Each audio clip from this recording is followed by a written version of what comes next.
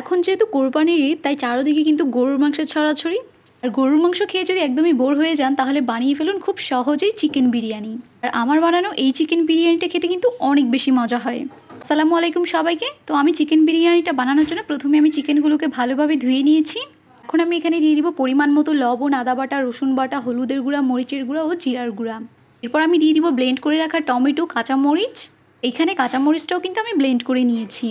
এরপর আমি দিয়ে দিব অল্প একটু টক দই। আর সবশেষে দিয়ে দিব পেঁয়াজের বেরেস্তা। সব কিছু দেওয়া হয়ে গিয়েছে। এখন আমি হাতের সাহায্যে একসাথে ভালোভাবে মাখিয়ে নিব। চিকেনটাকে ভালোভাবে মাখিয়ে নিয়ে এটা আমি 10 থেকে 15 মিনিটের মতো ঢাকনা দিয়ে ঢেকে রেখে দিব। 15 মিনিট পর চুলায় আমি কড়াই বসিয়ে দিয়ে দিব তেল।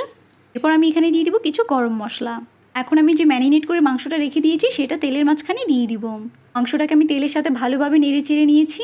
এখন এটা রান্না করার জন্য আমি ঢাকনা দিয়ে ঢেকে 10 মিনিটের জন্য ঢেকে দিব। 10 মিনিট পর ঢাকনা তুলে আমি চিকেনটাকে আবারও একটু ভালোভাবে নেড়ে চেড়ে দিব। ভালোভাবে নাড়াচাড়া করে আমি আবারও 5 মিনিটের জন্য ঢেকে দিব।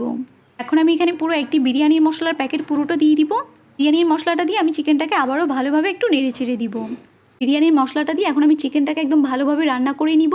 চিকেনের মাঝে অল্প একটু পানি দিয়ে আমি আবারও ঢাকনা দিয়ে ঢেকে 10 মিনিটের জন্য রান্না করে নিব। আর 10 মিনিট পর এই তো আমার চিকেনটা কিন্তু অনেক ভালো রান্না হয়ে এসেছে।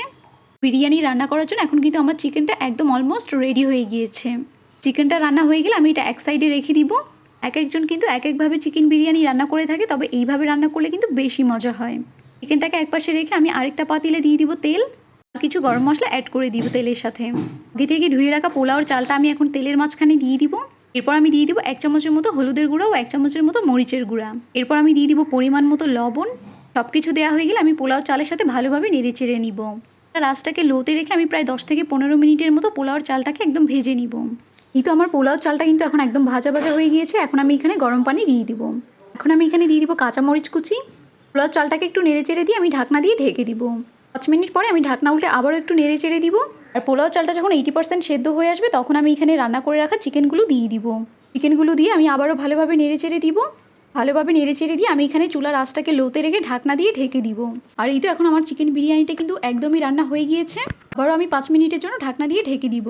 5 মিনিট পরে ঢাকনা উল্টে দিয়ে আমি আবারও একটু ভালোভাবে নেড়ে চেড়ে দিব। এই তো আমার চিকেন বিরিয়ানিটা কিন্তু একদম হয়ে এসেছে। এই চিকেন বিরিয়ানিটা খেতে যে এত মজা হয় তোমরা কিন্তু এইভাবে একবার ট্রাই করে দেখতে পারো। তো তোমাদের কাছে আজকের এই চিকেন বিরিয়ানিটা কেমন লেগেছে সেটা কিন্তু অবশ্যই কমেন্ট করে জানাবা। আর যদি ভালো লাগে তাহলে কিন্তু অবশ্যই একটা লাইক শেয়ার করতে একদম ভুলবে না। আর এবারের কোরবানির ঈদ কার কেমন কাটলো সেটা কিন্তু অবশ্যই কমেন্টে জানাবে।